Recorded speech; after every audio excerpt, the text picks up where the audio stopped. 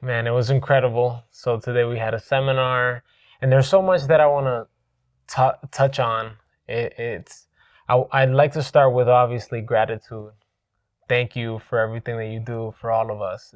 It's remarkable, and it's so moving and inspiring to see like the impact that it's able to have on this room. So I could only imagine the impact that if we keep on the same road, the impact that it could have towards the world and all of the communities that we have in our city, and things like that. So again, thank you. It's amazing. How how has it been for you to be able to spot when it is that we veer off of our path or our journey, because there's so many of us, and I can only imagine that it's like you've got to pick small details from each of us. So I saw, and I could tell from today that you wanted to really recenter everything. You know what I mean? And so, what inspired that for you?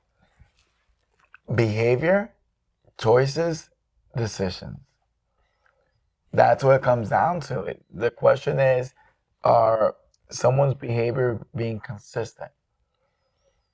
And as soon as I spot an inconsistency, I ask myself, how come? And if it's an inconsistency that's getting rid of a bad behavior, that's okay. Mm-hmm. But if I can understand that it's going to lead to, let's say, more bad behavior, that's different. I step in and I just give my observation and I give choices. Then the next is by choices. Every day we're based, we're faced with different choices. So depending on how people are choosing to go about their day, choosing how to handle situations, choosing how to go and the best way to explain it is, if I do this, is this gonna be a good outcome or a bad outcome? So when I see bad choices being made, then I also understand it's time to pull someone back and have a conversation. Because that's the thing, we ultimately need people to hold us accountable. Love is challenge. So who's really gonna have that tough conversation? And I'm always willing to have that conversation right away. I don't wait, because what about if you give someone 3 or 4 days of bad choices, bad behavior? And then lastly, decisions. When we make decisions, they're final. So am I going to allow someone to make some bad final decisions? The decision can be, and that's the difference between a choice and decision. Choices we get every day, but they're never permanent. Decisions are permanent. Mm-hmm. Do I leave this job? Do I take this new job? Am I in the right relationship? Am I in the wrong relationship? Decisions are permanent. When you make a decision, that means that you have to give it some serious thought. Yeah. You're not choosing whether you're going to eat pizza or chicken and rice. No, decisions have long-term effects on your life. So those are my three tells. And once I see those tells, that's when I step in. Because all I'm doing is what I wish somebody would have done for me. When I was younger, I was unconscious. I was living, a fun, wild life. Mm-hmm. I don't regret it because everything that's happened in my past I've learned from. It's become my wisdom. And what does that mean? And this is very important. Let's break it down. When we go and we're born into this world, it's either, we have ignorance because we don't know anything, or we live in an illusion what we think the world is. So the most important thing to do is to discover truth. We have to discover truth. Now, there's a difference between that and true, isn't there? 100%. True, that can be changed.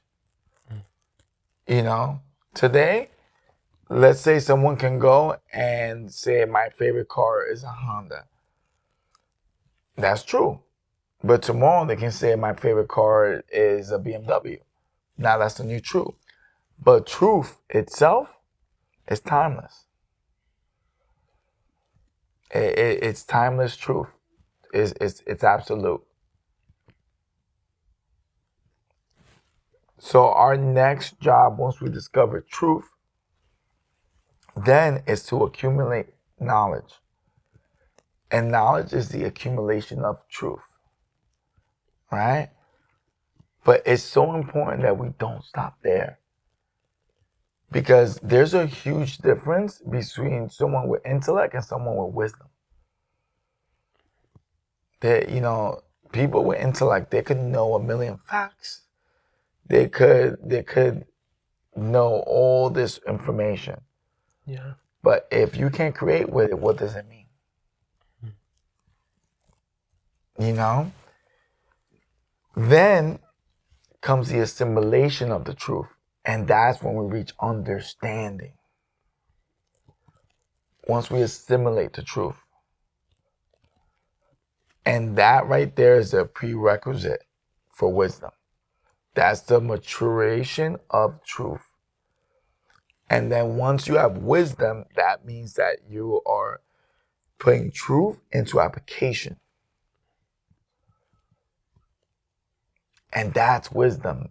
Good discernment, good judgment, observation.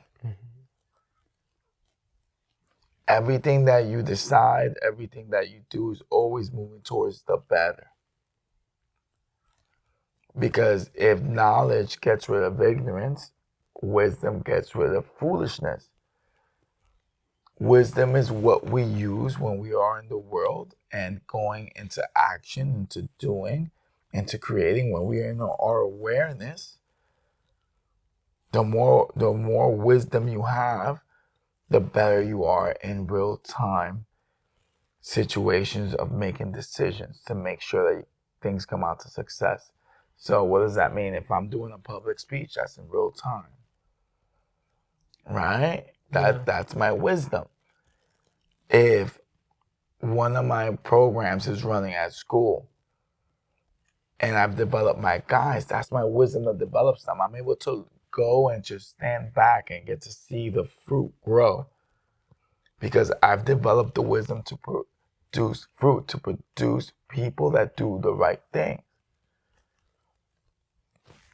And what do I mean by that? Well, what we know, imagine that's a seed of truth. Okay. That we put into ourselves. Then meaning is the water that feeds that grows that fruit into a tree, which is the understanding. The understanding, with that, you grow a strong tree. Because once we assimilate the truth, once we understand, that means that we can apply the truth and then awareness is born, which is the fruit. Yeah. That's and fascinating. What we do is we plant seeds into other people's consciousness of truth so that they may grow, because we have epiphanies and these moments and these realizations, those aha, oh, I get it now. That's because something or someone has implanted some truth in us and that we've finally been able to identify. And that's wisdom.